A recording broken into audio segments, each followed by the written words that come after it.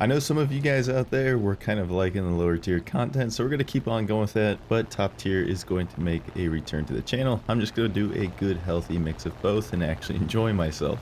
Today I've got an 8 kill in the Focking 190 D9, with the second kill being this Yak 3 that was pretty easy. He didn't put up much of a fight, and unfortunately we're not going to get to see the first kill because Shadow Play is not a great video recording software, and if you want to see it, it's going to look like this. You can't even tell what's going on, and I don't even remember what the first kill is. The 190 D9 is a prop that I never really enjoyed that much for a very long time, and I still don't enjoy most of the 190s, to be honest. The only ones that I regularly actually enjoy taking out is the 190A1 and the 190 D9. The D13 works as well. It's pretty much the D9, but today we're flying out the D9. And the reason I never cared for these airplanes that much is because unless you're using the landing flaps like you're about to see in a moment, they feel like such bricks. They do not like turning whatsoever, and you really have to have a good understanding of energy and speed to be able to use these things effectively.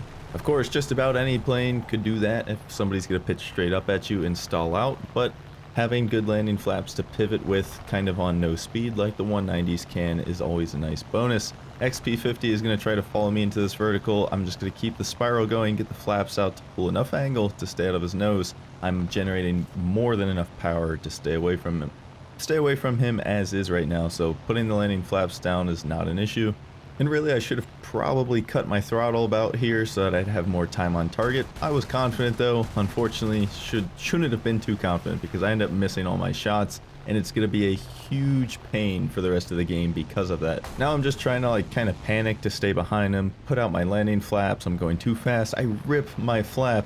And really, I could have probably cut throttle again and stayed behind him there since I was already behind him, but I'm just panicking right now. Like I said, I think the 190 is kind of a complete brick if you don't have your flaps, so losing your ability to use flaps, it really scared me for this match, and it made me kind of wuss out and put me on the defensive for almost the entirety of the rest of this footage. 100% my fault. I put myself in this position completely unnecessarily at that. Again, I really should have killed that XP50 on the first shot.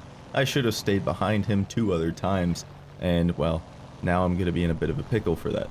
Because now that I'm running away from this XP50 to get separation and try to do something that has to do with outspeeding him and outclimbing him, kind of like you saw me do in the beginning, except I won't have my flaps this time. The rest of the enemy team is now coming after me because my team has been completely eliminated, and I believe I'm in like a 1 versus 6, 7 maybe? I'm not really sure. I know there's a lot of enemies and I'm all by myself with no flaps and a 190D, which is a big problem. So I get very aggressive. I stick these head-ons way too long trying to make sure I actually get one of these guys, and I don't. I again suffer a severe lack of skill issue. I have a really hard time aiming these MG151s for some reason. As you'll see, I'll overlead them, I'll underlead them. I just can't find the sweet spot in a lot of situations. So despite sticking those head-ons for a long time, trying to get some extra kills in, even the odds a little bit, risked taking damage, which I do, I barely even hit maybe one of those guys. And so while I am confident that my aircraft is better than all 3 of them, I think it's 2 P-51D-20s and an XP-50, again, not having the landing flaps is a big deal to me. I don't really know how to play this plane without them, and really I don't know if you can confidently play this plane without them. It really does need them. And so at this point in the match, what you're going to see a lot of is me just kind of flying in these very wide circles, keeping my speed up so that they can't get within gun range of me, but at the same time trying to turn a little bit so that they start to slow down, and I'm also slowly going to start bringing them up. I'm doing anything I can to look for some kind of separation between the targets to be able to single somebody out.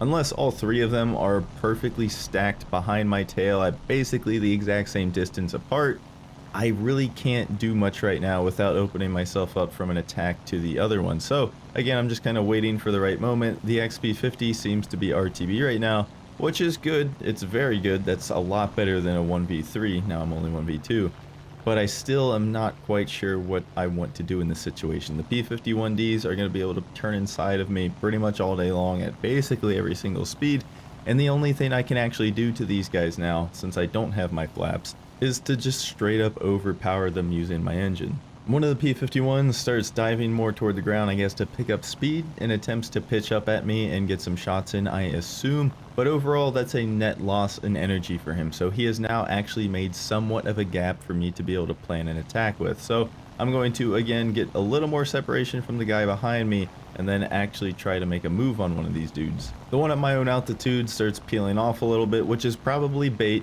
But this is one of my only chances I'll probably get to actually make an attack on one of them, and I don't feel like flying in circles for the rest of the entire game. So I'm going to make a move. It was bait, so now he's coming in to shoot me, which is the right move for him. Well played to him. I mean, that's what he's going to do here, and I really didn't have any choice but to take it anyways. So I have to cancel my attack now. The guy that I was going to attack is again slotting around onto my 6. However, since both of them are kind of having to do a full turn to get back behind me, this is my chance to, again, try to just overpower them with my engine alone. And I am going to risk taking shots here. I should be dead here.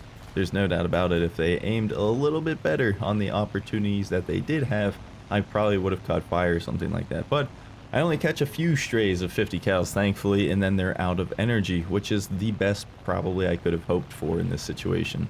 The guy underneath has stalled out much sooner. I'm actually going to be able to get a shot in on him, and I just can't miss it. Thankfully, spray enough bullets, and one of them hits the target, sets him on fire, and now I'm in a 1v1. And again, it's still going to be difficult without these flaps. The P-51 will turn inside my radius all of the time, pretty much, so finding a way to get behind him when he's starting behind me is going to be tricky, and you're pretty much going to have to just risk getting shot again, which is exactly what I do.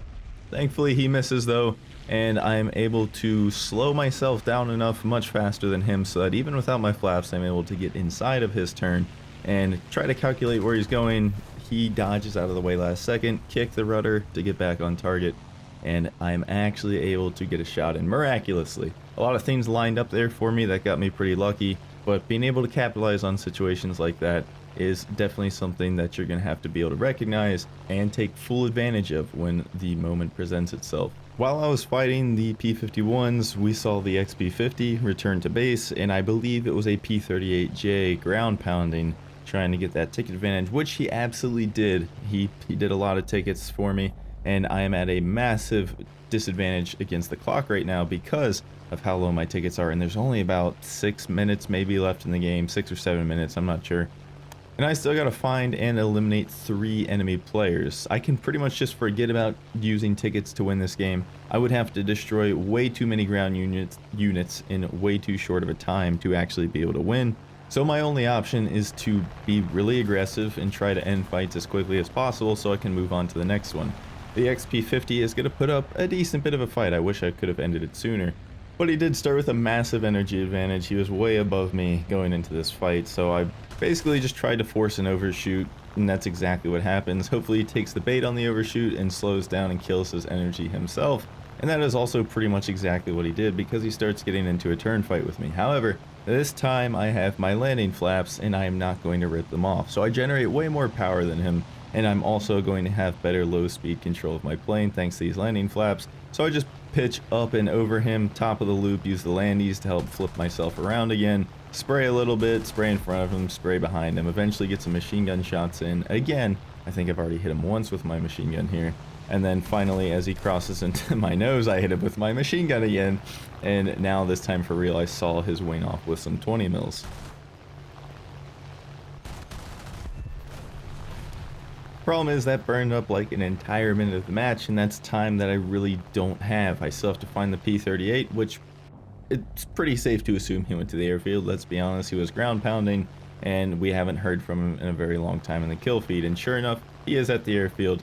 And I don't know if you noticed, I also saw the bomber that's left alive up there conning in the clouds. Thankfully, he's not entirely in space. He looks reachable. It's just a matter of how quickly can I kill this P-38. I'm being a little too safe, maybe you would argue, given that I have very, very little time to win this match, but he did have enough energy by the time I got to him that if I would have just flew straight at him and tried to shoot him, he probably would have got his nose on me at some point for a head-on. So instead, I just play it safe, flip around, and get behind him. He doesn't have any speed, obviously. He just took off.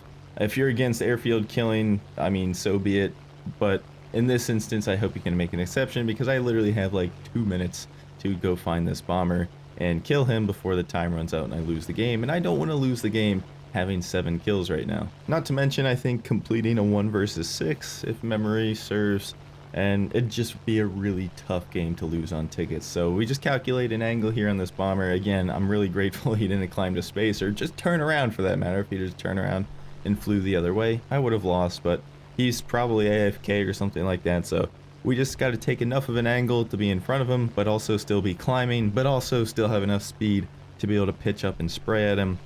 When we get within about 1.4, 1.5 kilometers at most, really, he probably could go even further, given how slow he is and how big of a target he is. But I would be pretty comfortable shooting at this bomber from about 1.4. So as long as I have enough speed to get me into that kind of a range, I'm golden. Thankfully, we have more than enough. We close within a kilometer, and it's pretty easy to hit that big of a target moving that slow when you have that much ammo. So that's the game. Hope you guys enjoyed the Focke-Wulf 190D.